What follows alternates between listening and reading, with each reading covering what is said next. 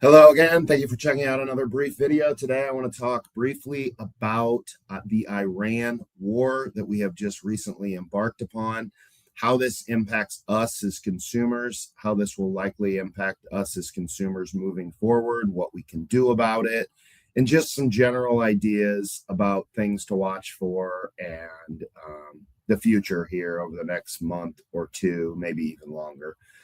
The first thing that I would point out is over here on the screen. About 20% of global oil runs currently through those Straits of Hormuz. Okay, so 20% of global supply runs through the area that currently is in question as to whether or not oil is flowing through that area.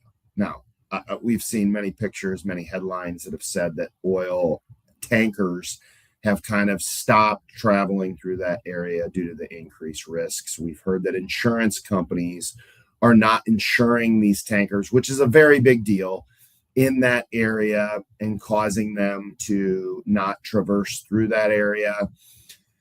I would have multiple thoughts and opinions about this, and then there would be many ways that this would change or should change the way we view not only our personal finances, but kind of how we view the world moving forward. Okay, so first of all, 20% is the number that is a fairly big number. We need to factor into account there are on land options that are kind of, I've heard this presented both ways. I've heard that there are on land options for storage. We kind of already all know that. There are also on land options for pipelines that can pipe oil through the same area that the straits were allowing ships to haul that cargo through the area. Personally, I don't see this as a massive, huge offset to price spikes, because as we probably know, that's a much more expensive process, right? If you have oil loaded on a ship and you decide you want to park the ship, pump all the oil off the ship, pump all the oil through a pipeline, clear down to the other end of the area where you're trying to get through, and then reload it on another ship, that's not easy. Like, that's time consuming. That's a pain in the butt. That's a lot of labor. That's a lot of effort. That's a lot of energy. That's not going to get the oil on the other side of the strait for the same price. So I understand that there are land pipelines that might accomplish something similar, but we also need to be realistic with this. That's going to vastly increase cost. Okay.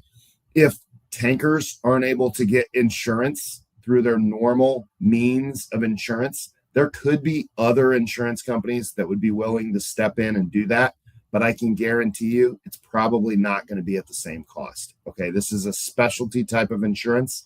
This isn't something that most insurance companies are willing to tackle. There are a few globally that would, and then there obviously are reinsurers that would, but this is not just like flipping on a light switch and you get a bunch of new insurers that are willing to come into that area. Insurance is priced upon historical data. Okay. And when we break out in war, these insurance companies just know that risks go way up.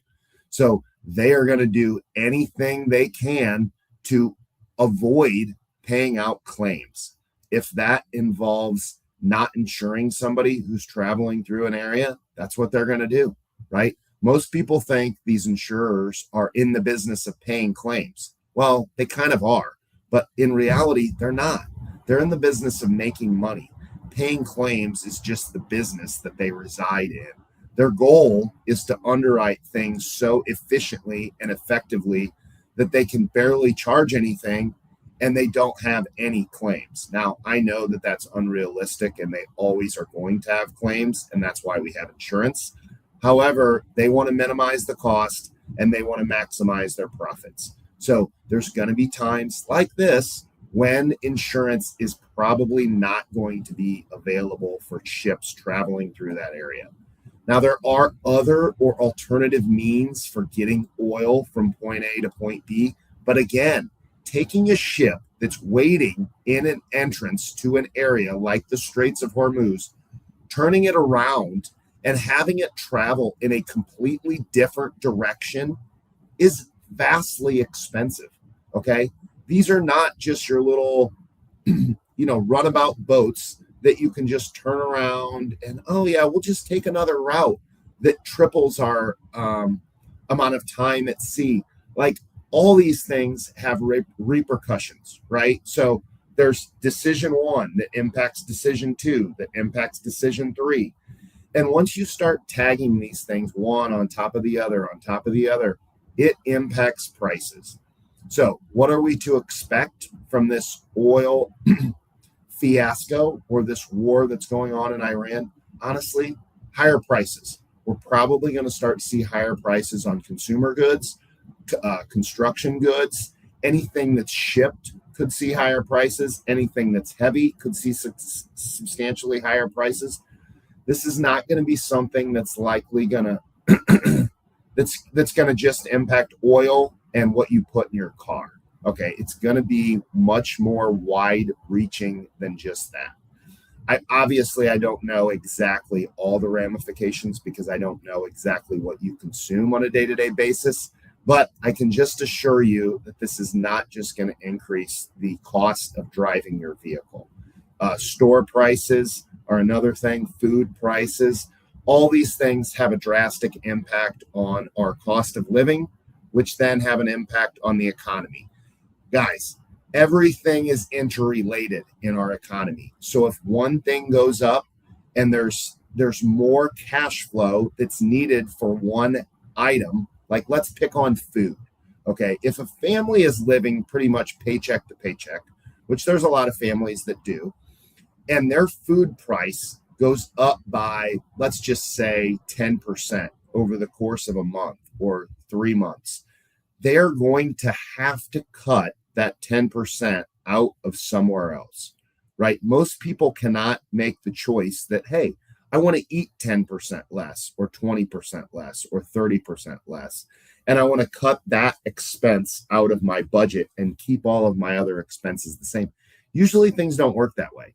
Usually how it works is you prioritize your spending and your highest priority items, in other words, your house, your heat, your air conditioning, those things, and your food, those things usually take top priority. Most other things usually get a secondary priority. So usually what happens is when we see oil prices spike, the things that are impacted first take the priority, meaning the food, the things that you buy at the store for just sustenance or daily living. Those things usually get first priority in people's spending habits. And then all those other things, any consumer products, usually take a back seat to that first line of priorities. So here's another chart. I just want to briefly show you. This is what's happened to the price of oil over the past week, I would say. For a long time, we were stuck in a trading range between about $50 and $60 a barrel, 55 and 60 to be specific. Then we tweaked up over 60 for a while. Probably some insiders knew what was going on. And here recently, we have massively spiked clear up to over $100 a barrel in very short time period. I'm definitely not saying we should invest in oil, but I am saying that we can expect some changes in our lifestyle and in our prices at the store. We can affect some changes to our finances. And these are just things that we need to be kind of prudently watching and observing. And hopefully we're all diversified so we don't have to make a bunch of changes to this in our portfolio. If you have any questions about how this impacts you, your portfolio, your investments, or anything else you have going on in life, you can definitely reach out to me. Hope this information was helpful and useful. Have a good one and talk to you soon.